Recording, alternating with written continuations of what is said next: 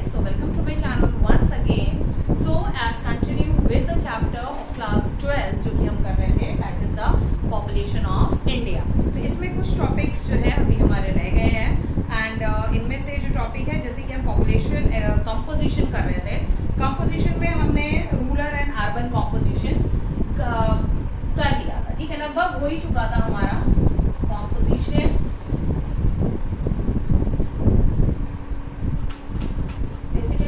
Population composition, okay.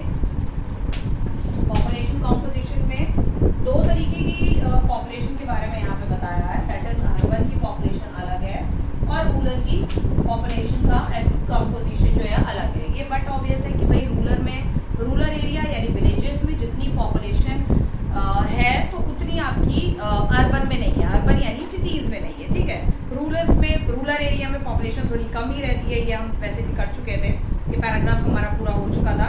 That is next आता है हमारा एक लास्ट कुछ पैराग्राफ है. Among the schedule language the speaker in Hindi have the highest percentage, the smallest language group are Sanskrit. अच्छा, linguistic composition है. Next topic जो है वो लिंग्विस्टिक है, इसी के अंदर आएगा वो आपका.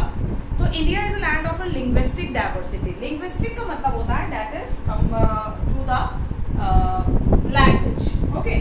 लिंग्विस्टिक कंपोजिशन अब हम इसमें देखेंगे.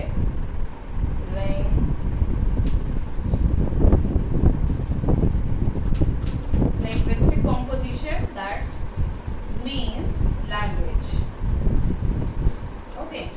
लैंग्वेज इंडिया में लैंग्वेज बहुत ज़्यादा डाइवर्स है, डिफरेंट लैंग्वेज है. बहुत सारे स्टेट्स ऐसे हैं, सभी स्टेट्स की लगभग सभी स्टेट्स की लैंग्वेज अलग अलग है. तो लैंग्वेज के आधार पर पॉपुलेशन को कैलकुलेट करना, ओके. तो यहाँ पर लैंग्वेज के आधार पर पॉपुलेशन कहाँ पर कितनी है उस हिसाब से यहाँ पे डाटा वगैरह दिया हुआ है. According to the Grierson linguistic survey of India 1903-1928 तक देयर वर 179 लैंग्वेजेस. तो टोटल हमारी कंट्री में 179 लैंग्वेजेस. डिफरेंट स्टेट्स बोलते हैं, इतने तो स्टेट्स भी नहीं है हमारी कंट्री में, 29 स्टेट्स हैं, ठीक है. बट उसमें यूनियन टेरिटरीज भी शामिल हैं. साथ ही साथ यूनियन टेरिटरीज के साथ जो है आपका ट्राइबल एरिया भी शामिल है. ट्राइबल एरिया में भी जो है अलग डिफरेंट लैंग्वेजेस जो है बोली जाती हैं. ट्राइबल एरिया की लैंग्वेजेस अलग होती हैं, ठीक है. तो ये है, तो उसके आधार पर सारी जितनी भी ट्राइबल एरियाज हैं वहाँ पर जितने भी जो है लैंग्वेजेस हैं उन सारी लैंग्वेजेस को जो है काउंट किया गया है. सो उन लैंग्वेज को भी काउंट करने के बाद हमारी टोटल इंडिया में अलग अलग एरियाज में छोटे छोटे एरियाज में जो है जो टोटल लैंग्वेज 179 बोली जाती है. Language as many as 554 dialects, और 554 डायलेक्ट्स हैं. ओह माय गॉड, 554 डायलेक्ट्स यानी कि जो उनके लिखने के जो उनके तरीके हैं वो है डायलेक्ट्स, ठीक है. In the country in the context of the modern India, आज के मॉडर्न इंडिया को देखें तो हमारी कंट्री में जो है इतना सारा डिफरेंसेस है. लैंग्वेज इतनी सारी हैं. There were about 22 scheduled language and a number of non-scheduled languages. Scheduled languages यानी कि जो main languages हैं वो हमारी total 22 languages हैं, और जो normal जो है non-scheduled languages हैं वो तो बहुत सारी हैं. Among the scheduled language, the speaker of Hindi, जो हिंदी बोलते हैं have the highest percentage. Hindi बोलने वालों की परसेंटेज ज़्यादा है. Smallest language, जो सबसे कम लैंग्वेज बोली जाती है that is Sanskrit. Bodo and Manipuri speakers, Bodo और मणिपुरी ये 2011 तक था संस्कृत, बोडो और Manipuri language. However, it is noticed that the linguistic region in the country do not have a sharp and distinct boundaries. जो linguistic language है कोई particular boundary नहीं है. Rather they gradually merge and overlap in their respective frontier zone. यानी कि कुछ languages ऐसी हैं जो ऐसा नहीं है कि particular उसी एरिया में बोली जाती हैं. जब कोई भी स्टेट है उस स्टेट से हम दूसरे स्टेट में अगर हम जा रहे हैं तो जो बॉर्डर लाइन होती है, बॉर्डर लाइन में दोनों स्टेट्स की लैंग्वेज बोली जाती है, ठीक है. कई बार लैंग्वेजेस ओवरलैप हो जाती हैं, कई बार लैंग्वेज मिलती जुलती होती है. जैसे केरला में मलयाली बोली जाती है तो तमिलनाडु में तेलुगु एंड तमिल. तो तेलुगु और तमिल लगभग एक ही लैंग्वेज है. कर्नाटका में कन्नड़ बोली जाती है, तेलुगु भी वो लोग समझ लेते हैं, मलयाली पीपल्स जो हैं वो तमिल लैंग्वेज भी समझ लेते हैं। बॉर्डर पे दोनों की ये जो लैंग्वेज है, जो बॉर्डर है तमिलनाडु केरला का, वहाँ पर ये मलयाली और तमिल और तेलुगु मिक्सअप बोली जाती है। तो ये लोग एक दूसरे की लैंग्वेज समझ ही लेते हैं, वर्ड्स सेम होते हैं, तो इतना कोई इशू नहीं आता है, ठीक है। यही यहाँ पर कहने का मतलब है। कई बार लैंग्वेजेस ओवरलैप होती हैं, कई बार लैंग्वेजेस जो है मिक्स हो जाती हैं languages, okay. Text is linguistic classification. Speaker of a major Indian language belongs to 4 languages family. जो main Indian languages है उसमें 4 major family है language की families हैं, which have their sub families and branches or a group, जिनकी अपनी sub families हैं, sub branches हैं, मतलब 4 main language है, उनकी sub branches चली आ रही है। उसके बाद आता है next is religious composition. Next topic है आपका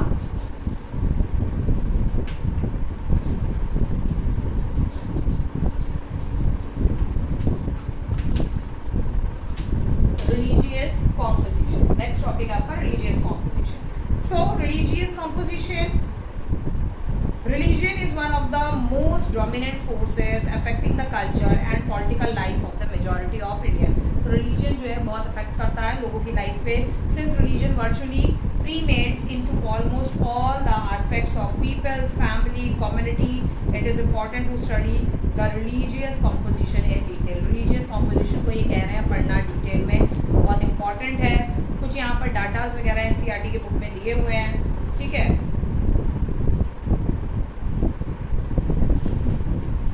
ये सारे डाटाज दिए हुए हैं। So the spatial distribution of religious community in the country shows that there are certain state and district having a numerical strength of one religion while the same may be very negligible represent the other. अच्छा ऐसा होता है कई बार जो है कुछ state में कुछ रिलीजन्स के लोग जो हैं वो अलग होते हैं, ठीक है। कुछ रिलीजन के लोग ज़्यादा होते हैं किसी स्टेट में, कोई रिलीजन के लोग, लाइक फॉर एग्जांपल आप ये मान लीजिए जैसे साउथ इंडिया में क्रिश्चियंस बहुत हैं, ठीक है। केरला में आपको क्रिश्चियंस बहुत मिलेंगे। अब मुस्लिम्स की आबादी बहुत ज़्यादा बढ़ गई है, पहले इतना ज़्यादा मुस्लिम साउथ इंडिया में नहीं था, हिंदू और क्रिश्चियंस ज़्यादा थे, ठीक है। तो अब मुस्लिम्स का आबादी बहुत ज़्यादा हो गई है। तो यही चीज़ यहाँ पर ये कह रहे हैं, कई किसी स्टेट्स में जो है कोई पर्टिकुलर रिलीजन के लोग ज़्यादा हैं, कहीं किसी स्टेट में हिंदू की पॉपुलेशन ज़्यादा है, किसी स्टेट में क्रिश्चियंस की पॉपुलेशन ज़्यादा है। लाइक नागालैंड है, नागालैंड जो है वो 99% क्रिश्चियन पॉपुलेशन है वहाँ पर, ठीक है। और वहाँ पे हिंदू और मुस्लिम्स आपको नहीं मिलेंगे, हार्डली 1% अगर हिंदू होगा तो वो होगा। किसी स्टेट में मुस्लिम्स की पॉपुलेशन ज़्यादा है, स्टेट हो गया जैसे हैदराबाद है, वहाँ पर मुस्लिम, लखनऊ मुस्लिम्स की पॉपुलेशन ज़्यादा है, होगी वहाँ पर, ठीक है। Now Hindu are distributed as a major group in the many states. Hindu सभी स्टेट्स में थोड़ा बहुत हिंदू सभी स्टेट्स में आपको मिल जाएंगे, ranging from 70 to 90% at the above expect the district of the state of Indo Bangladesh border पे आपको हिंदूज मिल जाएंगे, इंडो पाक बॉर्डर पे, Jammu and Kashmir, hills state of the north east and in scattered area of the Deccan प्लेटू and Ganga place. Hindus आपको हर जगह basically मिलेंगे, ठीक है। मुस्लिम्स की भी लार्जेस्ट आबादी है, जैसे लार्जेस्ट रिलीजियस माइनॉरिटी, मुस्लिम लार्जेस्ट रिलीजियस भी है और माइनॉरिटी में है। भैया जब लार्जेस्ट रिलीजन है तो माइनॉरिटी में कैसे हो जाएगा? आर कंसल्टिंग ये एनसीईआरटी बुक कह रही है, मैं नहीं कह रही हूँ और मैं इस पर बिलीव नहीं करती, ठीक है। So are concentrated in the Jammu and Kashmir, ठीक है। जम्मू एंड कश्मीर में मुस्लिम आबादी ज़्यादा है। Certain district of the West Bengal, Kerala में भी, मैंने बोला ना साउथ इंडिया में, केरला में अब मुस्लिम्स बहुत हो गए हैं, पहले इतने मुस्लिम्स नहीं थे, वहाँ पे क्रिश्चियंस और हिंदू की पॉपुलेशन ज़्यादा थी। So many district of the Uttar Pradesh में भी मुस्लिम्स बहुत हो रहे हैं, पहले से बहुत बढ़ गए हैं, पहले नहीं थे इतने। In and around Delhi and Lakshadweep, they form majority in the Kashmir valley and Lakshadweep. Kashmir valley में तो मुस्लिम्स हैं ही हैं। साउथ नॉर्थ जो एकदम एक्सट्रीम नॉर्थ में जाएंगे तो वहाँ मुस्लिम्स पॉपुलेशन ज़्यादा है। Christian population is distributed mostly in the rural area of the country. Christian population rural area में ज़्यादा है। The main concentration is observed along the western coast around the Goa. मैंने बताया ना साउथ इंडिया में आपको क्रिश्चियन ज़्यादा मिलेंगे, साउथ गोवा, मुंबई, केरला, ठीक है। And also in the hill of Chota Nagpur, hills of Manipur.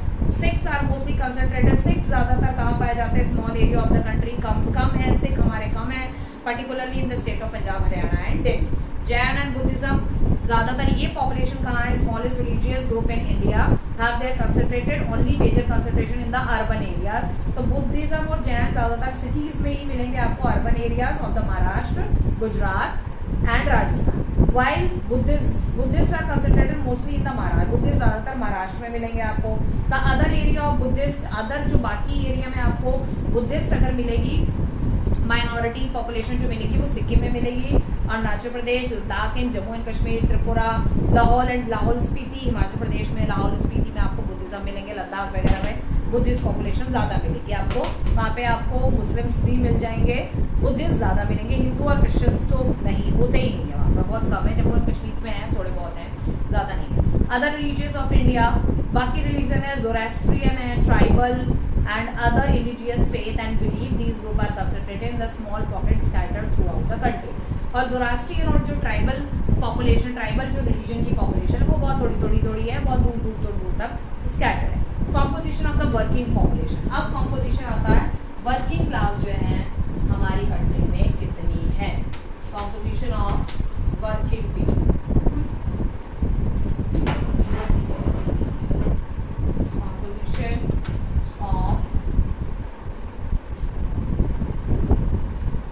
Working people.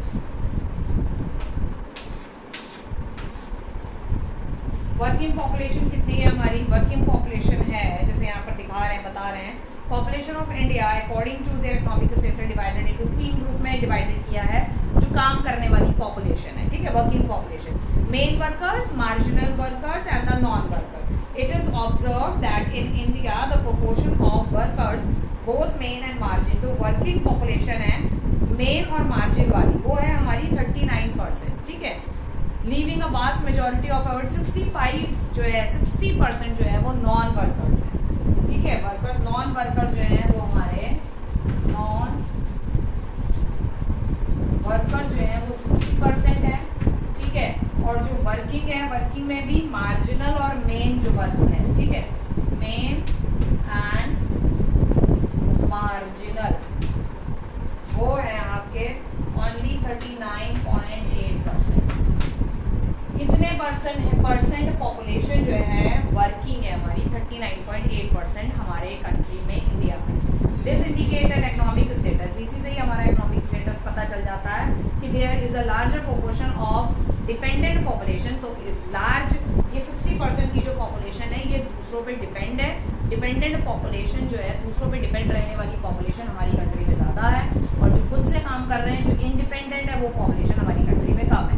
Possible existence of a large number of unemployed और अंडर एम्प्लॉयड पीपल.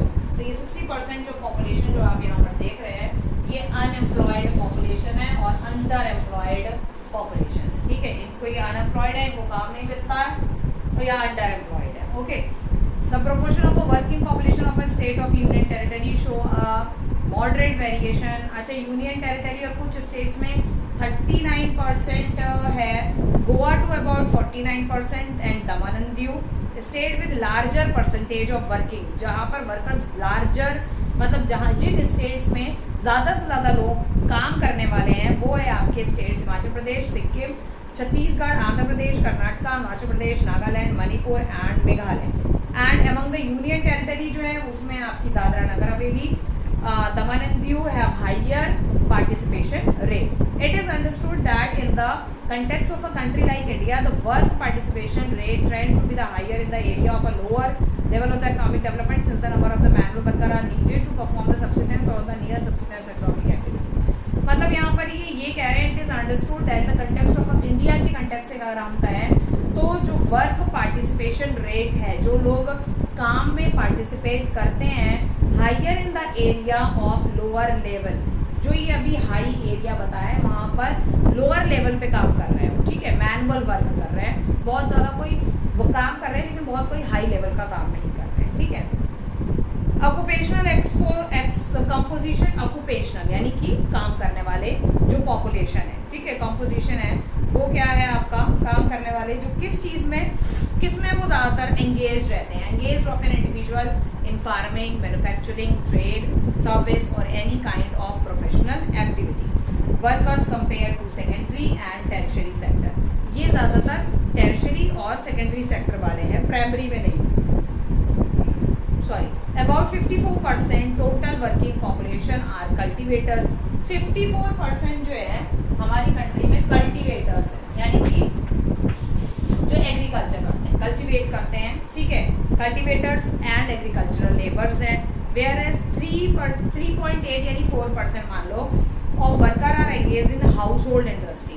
तो 4% लोग जो हैं वो इंडस्ट्री में काम कर रहे हैं, ठीक है। एंड 41% आर अदर वर्कर्स, 41% जो है वो बाकी काम कर रहे हैं। और वो क्या काम है? Non household industry, trade, commerce, construction, repair and other services, ठीक है। So as far as occupation of a country, male and female population is concern, male worker outnumber female worker in all the 3 sectors, ठीक है। Female worker in all the 3 sectors.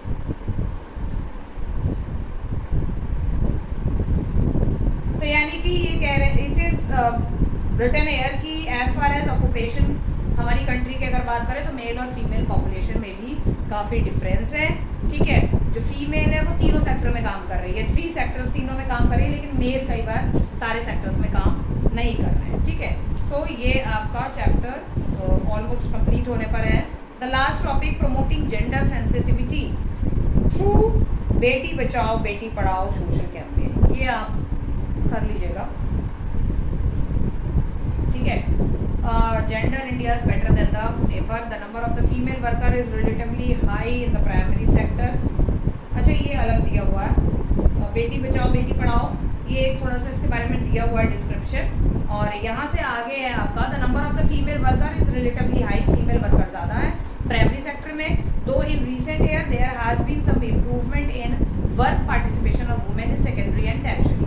मैंने कहा ना females जो है तीनों में काम कर रही हैं, प्राइमरी एक्टिविटी में भी, प्राइमरी सेक्टर में भी, टैरिशरी में, सेकेंडरी में भी। तो अब सेकेंडरी और टैरिशरी सेक्टर में फीमेल की पॉपुलेशन जो है, फीमेल की आबादी और ज़्यादा बढ़ी है और फीमेल्स जो है सेकेंडरी और टैरिशरी सेक्टर में काम करने के लिए और आ रही हैं।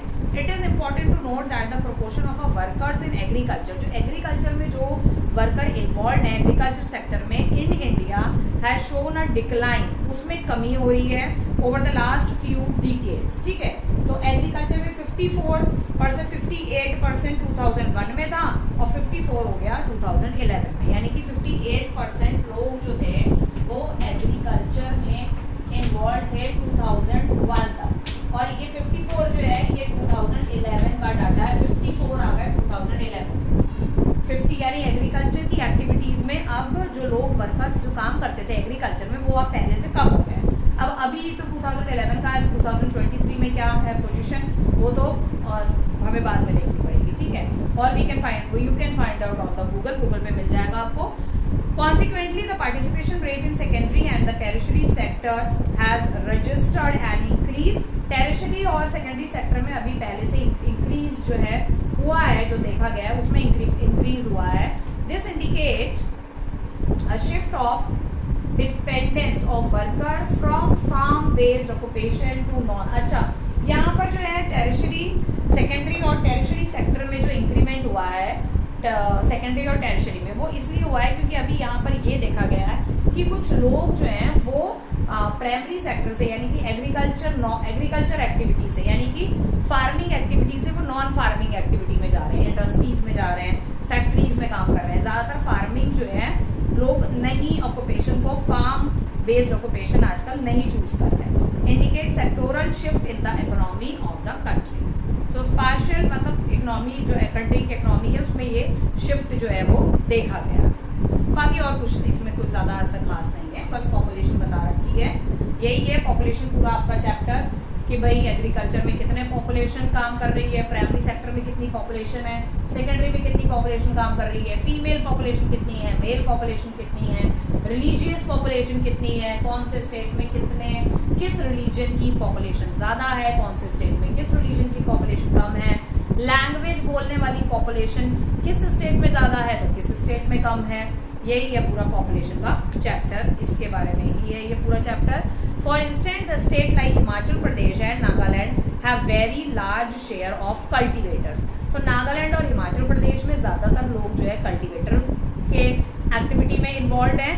On the other hand Bihar में, आंध्र प्रदेश, छत्तीसगढ़, उड़ीसा, झारखंड, वेस्ट बंगाल, मध्य प्रदेश में have higher proportion of agriculture labour. ये लोग जो है एग्रीकल्चर की एक्टिविटी में ज़्यादा रहते हैं और ये हिमाचल प्रदेश और नागालैंड कल्टिवेटर की एक्टिविटीज़ में ज़्यादा रहते हैं। Highly urbanised area, highly urbanised जो बहुत बड़ी बड़ी सिटी हैं, that is Delhi, Chandigarh, Puducherry, have large portion of worker being engaged in other services. यहाँ पे जो लोग काम करते हैं वो फार्मिंग या कल्टीवेटर नहीं करते हैं, कल्टीवेटिंग नहीं करते हैं, लेकिन यहाँ पर लोग अदर सर्विसेज में काम में ज़्यादा इन्वॉल्व है। पॉपुलेशन जो है वो फार्मिंग में नहीं है, कल्टीवेटिंग में नहीं है, लेकिन अदर सर्विसेज में।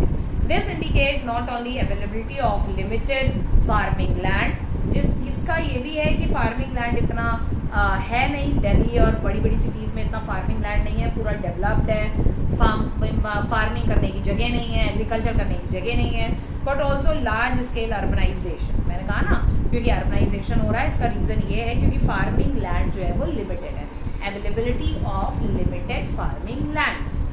फार्म लैंड जो है वो उसकी जो अवेलेबिलिटी है वो लिमिटेड है, यानी कि फार्म लैंड इन सिटीज़ में, बड़ी बड़ी सिटीज़ में, इनमें नहीं और भी बड़ी बड़ी सिटीज़ में ज़्यादा फार्म लैंड नहीं है, अवेलेबिलिटी नहीं है। यहाँ पर अर्बनाइजेशन बहुत हो रहा है, यहाँ पे डेवलपमेंट बहुत हो रहा है, रोड्स बन रही है, बिल्डिंग्स बन रही हैं, हॉस्पिटल्स बन रहे हैं, मतलब हर ज़मीन पर कोई ना कोई बिल्डिंग खड़ी हो रही है।